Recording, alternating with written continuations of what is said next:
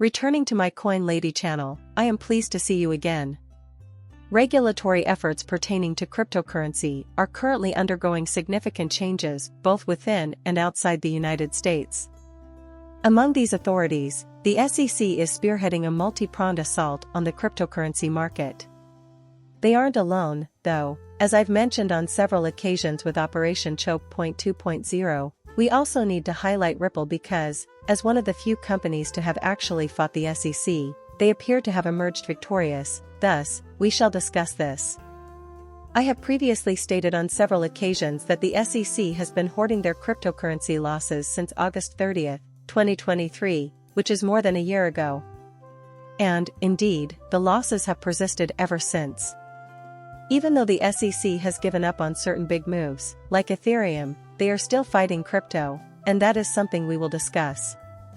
However, I felt compelled to revisit this matter because, indeed, he has been experiencing significant losses over the past, perhaps, 12 months.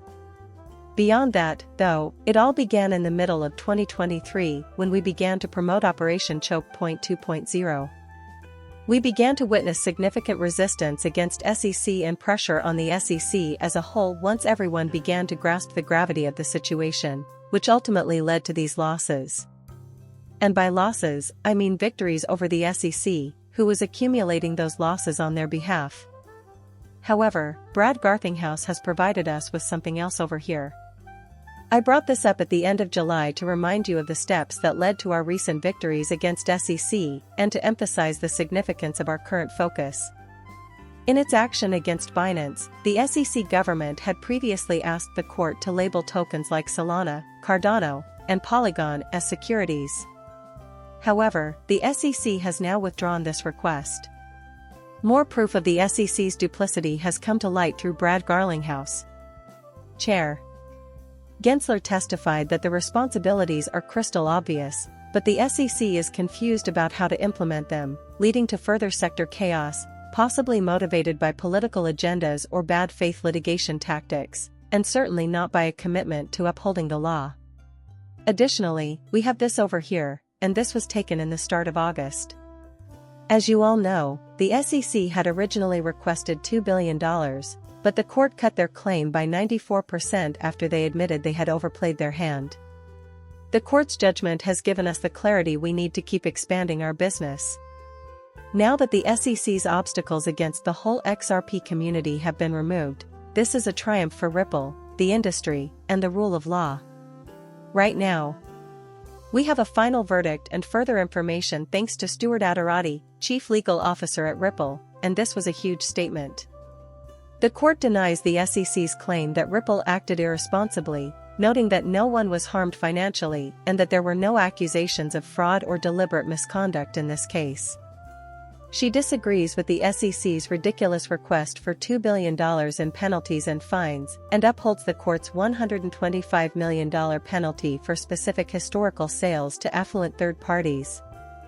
Once again, if that is the case, they will likely pay the $125 million fine. However, there is still some further ground to cover in this case. On the other hand, the SEC suffers a tremendous defeat at the hands of Ripple. My friend, this is a huge setback for the SEC team, and I won't sugarcoat it. Now, guess what? We're going to build upon this. Here at Smoke Dog, we have institutions that are already noticing that Ripple has won their legal battle against SEC. There will be 60 days to appeal, therefore this is good news for Ripple XRP sales in the US. Please note that the appeal deadline is in early October. Once this type of institutional data is published, you will have quick access to it. In the meanwhile, feel free to visit the Smoke Room on Smoke Dog. I urge you all to do so, as he is a phenomenal researcher in that field. I've had the pleasure of actually. Great guy, I've been chatting with him. However, you can find the complete analysis of the victory right here, and this concludes the SEC versus Ripple case.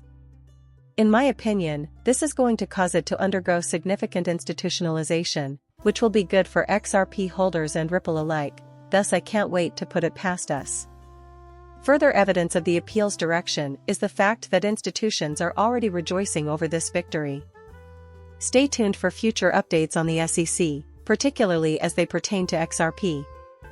Keep in mind that the lawsuit initially focused on the token's status as a security. Just why am I even mentioning this?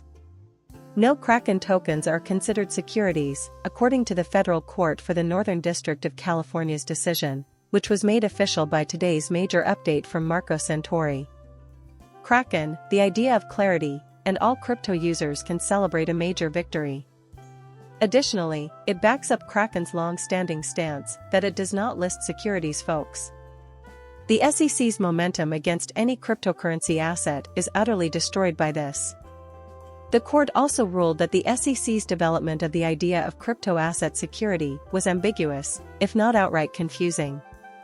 The court criticized the SEC's use of strawman arguments, asking both out loud and in writing why the SEC continues to misrepresent Kraken's stance as necessitating a formal contract in order to establish security, while allowing the case to move on to discovery. Please continue reading. We are looking forward to proving this in discovery, and Kraken will fight and win. The court in Kraken's case fundamentally made the same distinction as in the Ripple case: a token isn't a security, but agreements around a token could be. Moving forward, the SEC cannot rely on this tokens are securities theory. Instead, it must prove for every alleged transaction on Kraken that the Howey test factors are satisfied. However, the most crucial aspect is that the SEC's regulation by enforcement method necessitates substantial, costly, and time-consuming discovery for every one of an asset's millions, if not billions, of transactions. An endless cycle of litigation. The SEC's inability to properly govern cryptocurrency through enforcement is confirmed by today's ruling. Congress must enact a thorough market structure framework to provide clarity to the industry, safeguard consumers, and encourage the expansion of blockchain technology.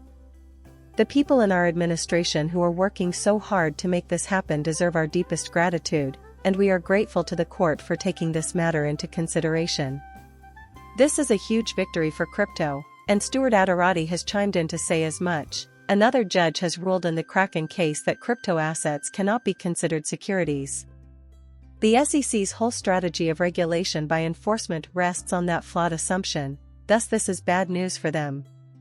Guys, this totally disproves the SEC's case against the crypto business. Moving forward, they will have a far more difficult time attacking individual crypto assets or crypto-based companies.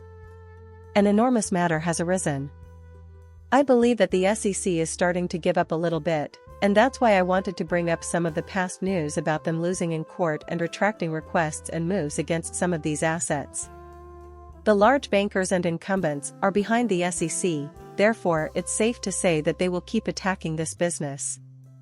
But I do think this huge news about Kraken, together with all these big losses and changes recently, could be the last straw that breaks the camel's back for the SEC. I appreciate you taking the time to view my online video. Thank you for watching my channel and for subscribing.